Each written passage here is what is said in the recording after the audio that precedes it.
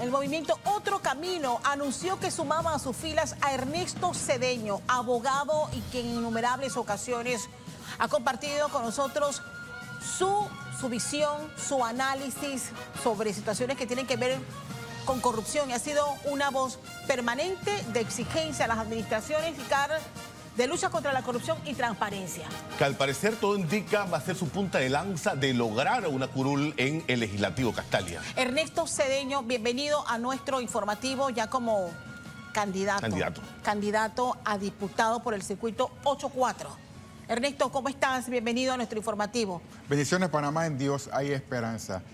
Primero tengo que agradecer al partido Moca en el sentido de que ha decidido postularme dentro de la papeleta del circuito 8-4, otra hora 8-8, siendo independiente, no pertenezco a partido político alguno. Ellos han tomado esa decisión. Empezaron con Edison Brose, que también es independiente, ahora conmigo. Ahora, yo no sé si van a buscar todos los cargos de la República de Panamá. Eso sí, no sé. Ya tendrán que hablar con Ricardo Lombana. Era parte de la pregunta. Ahora hay que hablar con él. Pero lo cierto es que Ricardo Lombana y yo hemos compartido y coincidimos en un proyecto de visión país. Claro. Y alguno de alguna u otra manera pretendo, si Dios me lo permite y así lo desea el electorado, impulsarlo en la Asamblea Nacional de Diputados. Es una decisión, claro. No tengo que inscribir, no me voy a inscribir, sigo independiente, pero cobijado con la papeleta del Movimiento Otro Camino. Ernesto, ¿usted sabe en la camisa 11 varas que usted se está metiendo? Bueno, yo creo que es una oportunidad de tratar de llevar al hemiciclo legislativo los pensamientos correctos, juzgar, hacer el papel de fiscalización adecuado, impulsar normas que a mi juicio deben desmantelar el clientelismo, los actos indignos de corrupción y sobre todo ubicar el plano a la igualdad que se adecue siempre a los principios de la Constitución. Es un asunto, un reto, pero si nosotros quedamos silentes y dejamos que otras personas que andan por el camino probioso, que realmente están militando en un sangrado al erario y no hacemos nada, va a ser más de lo mismo y es importante darle la oportunidad al electorado que escoja entre varias propuestas potables para ver si hay una especie de regenería en la Asamblea Nacional de Diputados de este país. A ver, Ernesto, hay un tema muy importante que nos llama la atención y tiene que ver no solo la calidad de las iniciativas que se presentan, la calidad, sino también la calidad del debate. Es una cámara de debate y el debate que estamos viendo precisamente no es un debate que se vea, no es un debate de altura.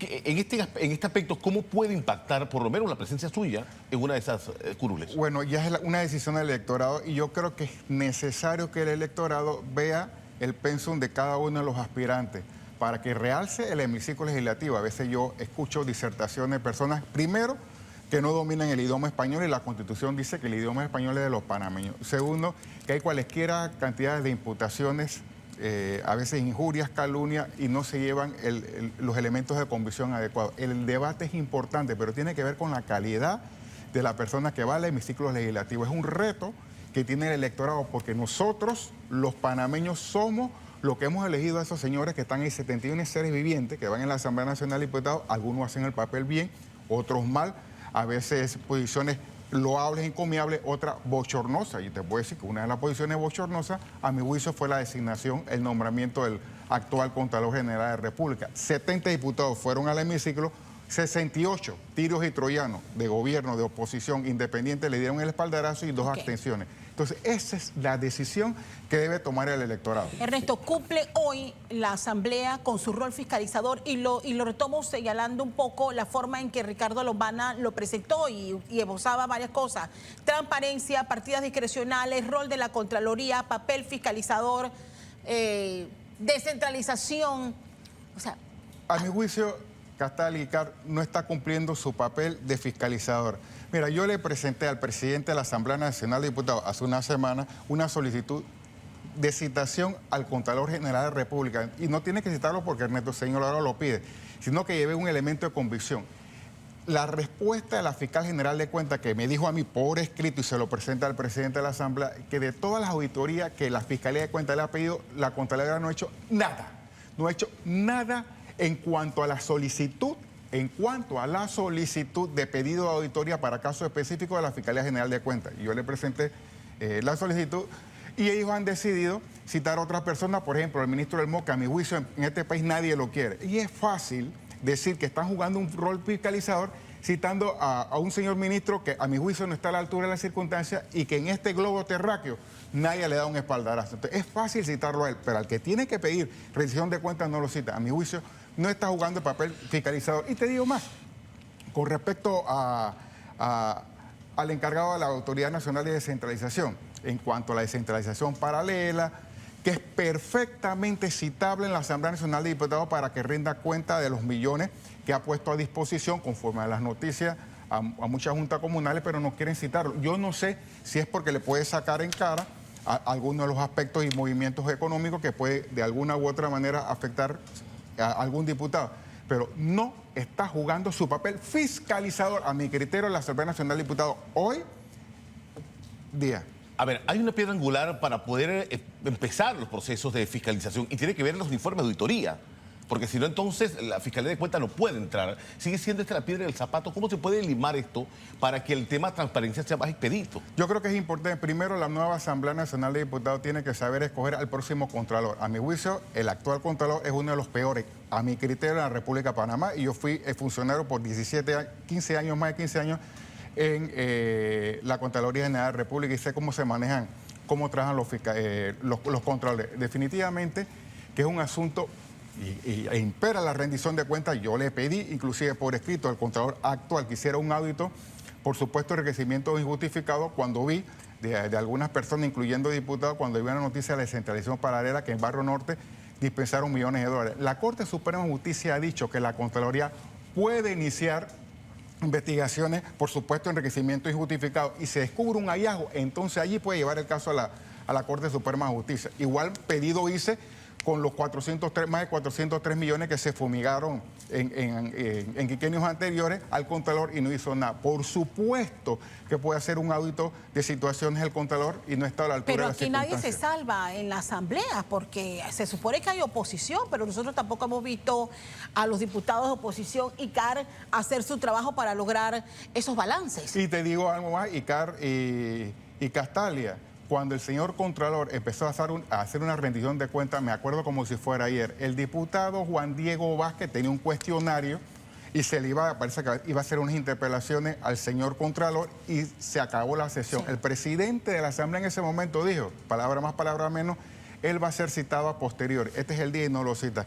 Por supuesto que los diputados en el rol fiscalizador debieran traer. Mira, hay muchas cosas que la Contraloría debe controlar y no lo vemos que controla. De ahí que un grupo de ciudadanos fuimos a la Fiscalía General de Cuentas pidiéndole que hiciera un audito de todo lo que es la descentralización paralela y ni siquiera ha dado respuesta. ¿Y cómo, es lamentable. ¿Cómo interpreta usted la forma en que se maneja ICAR? Y esto lo abordamos en muchas ocasiones acá. La forma en que se maneja y se discute el presupuesto general del Estado. Hablamos porque una cosa es el rol fiscalizador, pero otra responsabilidad ICAR es el presupuesto. Sí, que me ha tocado como periodista de cobertura en la Asamblea salir porque la comisión discute el último presupuesto que es de la Asamblea a puerta cerrada. A puerta cerrada. Es un asunto de falta de transparencia y también es triste y hasta bochornoso que las mismas personas, más de los mismos, se empoderen dentro de la misma junta directiva de comisiones sensitivas. Entonces, y eso con el respaldo de todos los diputados. Primero, con respecto al presupuesto y los traslados de partidas que están en la Comisión de Presupuestos y que se ve ese tipo como de blindaje a cierto grupo fuerte dentro del hemiciclo legislativo. Tiene que ver mucho con la autoestima, la dignidad del diputado. ¿Cómo es posible que los mismos de siempre ocupen los mismos cargos de siempre? No hay nadie más potable dentro de un partido político en especial. Entonces yo creo que es un asunto de poder y tiene que ver mucho con la dignidad de la persona. Y ahora vemos un presupuesto de más de 32 mil millones de dólares y no ha habido pues un diputado, muy pocos son los diputados que se paran en el fiel de la balanza luchando para los que menos tienen y se pliegan realmente a los factores reales del poder dentro y fuera de la Asamblea Nacional de Diputados. A ver, por esa misma corriente, el tema del sistema en sí, usted lo aprobó primero como candidato presidencial, en ganas de recoger la firma, al lograr el endose de un partido sin pertenecer al partido. Pero estamos viendo curules de 30 años de una sola persona y que en este último quinquenio preside los 5 años una comisión tan sensitiva como usted la señala, que es presupuesto. Por eso que hay que desmantelar el clientelismo. Yo tengo algunas ideas, algunas le he conversado con Ricardo Lombana, que tenemos el mismo visión de país, algunos proyectos, ideas propias que se pueden implementar en la Asamblea Nacional, como en la Asamblea Nacional de Diputados para desmantelar el clientelismo. En mi análisis como funcionario pude comprobar realmente que para debilitar el clientelismo y actos de corrupción debiera centralizarse la auditoría interna por un ente específico. Y explico. Todas las instituciones tienen auditoría interna, pero si tú centralizas como una entidad, una superintendencia, auditoría interna, donde todas respondan a una unidad específica independiente que acceda al cargo por concurso de mérito, entonces no vamos a tener sino seguridad en las instituciones. Eso es diferente a lo que es la Contraloría. No es que se va a nombrar más auditores internos. Todas las instituciones de auditoría interna tienen, pero están plegados a la máxima autoridad, ministro y directores, el que manda. Y un ejemplo clásico de que no está funcionando la auditoría interna. El diario La Prensa sacó en estos días que había un aspecto de debilidad en el bono solidario, que una auditoría interna le dijo, al parecer, le escribió al Ministerio de la Presidencia que presentara la denuncia al Ministerio Público, no lo hizo. ¿Por qué? Porque cuando tú, auditoría interna, descubres, determinas un hallazgo, tú vas a la máxima autoridad y queda en la máxima autoridad, lo paso a seguir. Y por supuesto, ese caso lo mandé al Procurador General. Yo creo que si hay, eso hay que desmantelarlo. Si hay una persona que ha hecho como ciudadano ICAR, docencia y lograr que los panameños entiendan cuánto daño hace la corrupción y la falta de transparencia, creo que usted ha hecho un esfuerzo importante. Pero ¿usted cree que la gente está consciente de que los cambios que requiere el país están en cambiar varias figuras en la Asamblea Nacional de Diputados? Y le agrego otra pregunta. ¿Confía usted de que en estas nuevas elecciones van a llegar más independientes a la Asamblea Nacional? Mira, yo creo que la decisión, porque yo pienso que la vez pasada había una campaña de no reelección y muchos no fueron reelectos, pero yo no puedo tratar de equilibrar los que se fueron y algunos que vinieron. Lo importante es la calidad del sujeto. ¿Qué es lo que es un independiente? Debe ser de criterio, de determinación y ver la hoja de vida de estas personas. El hecho no es que tú te ubiques como independiente o de libre postulación, ese va a ser la panacea. Puede asumir, yo he visto independientes que han llegado a la Asamblea, se inscriben en un partido político y son peores que de un partido político. Yo no voy a satanizar un partido político, nunca lo he hecho, pero lo importante es tener realmente la opción que tiene que va a tener el electorado de escoger personas viables, potables y que se atrevan a llegar a la Asamblea Nacional de Diputados a impulsar proyectos, a establecer el rol fiscalizador y controlador y tratar de cambiar en cuanto a discurso, ideas, todo lo que es el performance de la Asamblea Nacional de Diputados, hoy debilitado por algunos de los sujetos que están allí. Quiero retomar el tema que hablaba de, es prácticamente, le pregunto, como descentralizar el rol de la Contraloría, porque actualmente como está el sistema, el Contralor lo nombra el legislativo y obviamente queda maniatado. Descentralizar el rol de la Contraloría, decías, para que las personas puedan fiscalizar. Explico mejor. Ajá, por favor. No, yo no puedo meterme con la Contraloría que está en plano constitucional, sino que todas las instituciones tienen auditores internos. Hay auditores internos y hay funcionarios de la Contraloría. No, yo no estoy metiendo con la Contraloría porque sería un hecho inconstitucional. En todas las que tienen que controlar el cumplimiento de las normas son la Dirección de Auditoría Interna y hay normas específicas de funcionamiento. Lo que yo planteo, como yo lo viví como es funcionario, todas las auditorías internas que no pertenecen a la Contraloría, que están en todas las instituciones, están nombrados, obedecen a la línea del mando vertical, es decir, al ministro, al director, a la superintendencia. Cuando determina un hallazgo, un incumplimiento, le digan, señor ministro, aquí están las recomendaciones. Él lo ve, esto no me afecta, esto me afecta porque esto va en contra del partido, no lo hago. No. Mi posición para tratar de debilitar lo que es la corrupción, acto clientelista, darle una autonomía por mérito, una institución, no es que va a haber nombramiento, no es que ya están nombrados, sino ubicarle una línea de mando vertical conforme a mérito, que respondan a esa institución, que están en cada lugar, en cada ente administrativo, pero que respondan no al ministro, no respondan sino a un superintendente. Empezando por ahí, hay otras líneas que se pueden hacer para desmantelar el clientelismo, pero a mi juicio, mi línea de pensamiento debiéramos empezar por allí. Y va por allí. Bueno, entendemos entonces, Ernesto, que tu posición de llegar a la Asamblea es hacer las modificaciones para que el país tenga mayor rendición de cuentas. Hay dos temas puntuales, Icar, que yo no puedo evitar abordar con Ernesto. Primero, conocer tu opinión sobre lo que está pasando en el Parlacén. Ha habido ya 2 o 3 intentos por poder juramentar a los hermanos Martinelli a pocos días de esta audiencia de Blue Apple. Para algunos, una forma de lograr impunidad, para otros es el derecho que tienen ellos porque fueron electos por voto popular como...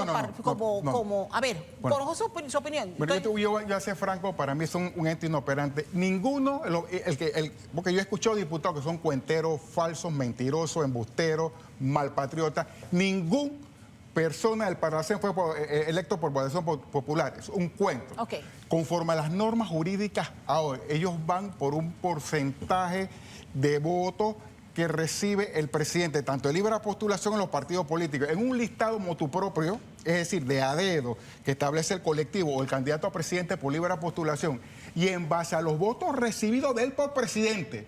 No votan por Parlacén. No sea mentiroso, señor diputado. No sea embustero. No son electos por votación popular. No son electos por votación.